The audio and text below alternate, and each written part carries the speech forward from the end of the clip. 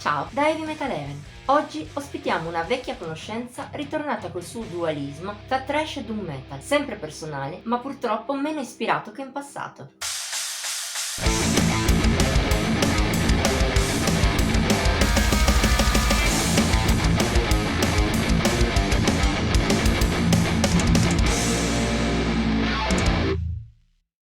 C'era già accaduto in passato di avere a che fare col progetto Bloodthirsty Demons. Avevamo incontrato questa one-man band del polistrumentista della provincia di Varese, Christian Mustaine, alla pubblicazione di In Death We Trust nel 2019. Ottavo album di una carriera iniziata addirittura nel lontano 1997, all'epoca non ci aveva esaltato, ma lo avevamo comunque trovato godibile e discreto. È stato anche per questo che abbiamo accettato ancora di recensire Bloodthirsty Demons in occasione dell'uscita di Esoteric.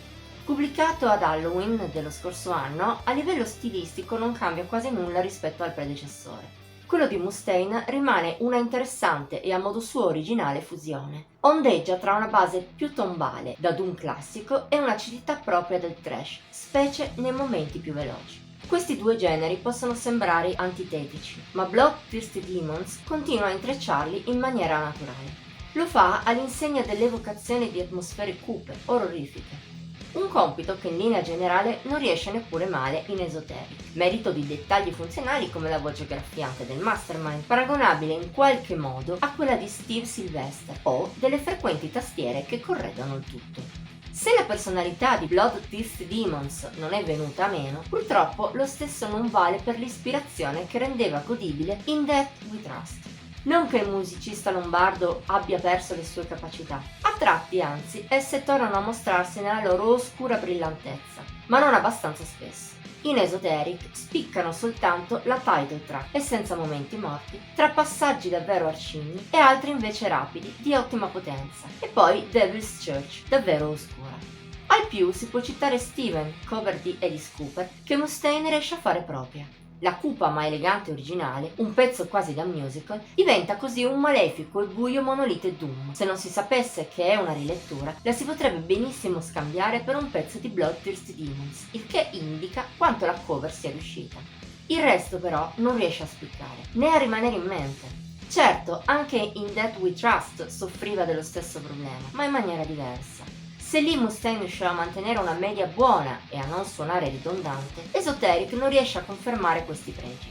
Nella sua scaletta molte costruzioni tendono a ripetersi, un difetto amplificato dalla durata di quasi un'ora del disco.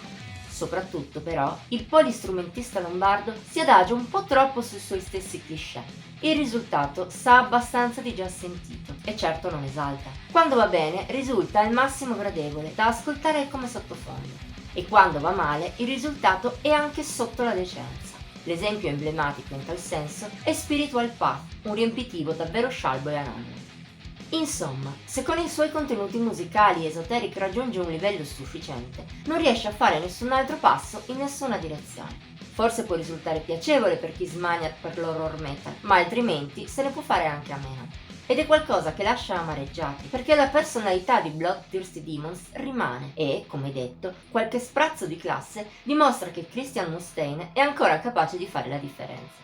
Non sappiamo se stavolta non ci sia riuscito per un calo di ispirazione, per problemi personali o generici, dopotutto tra In Death We Trust e il nuovo album c'è stata pur sempre la pandemia, oppure per qualche altro motivo.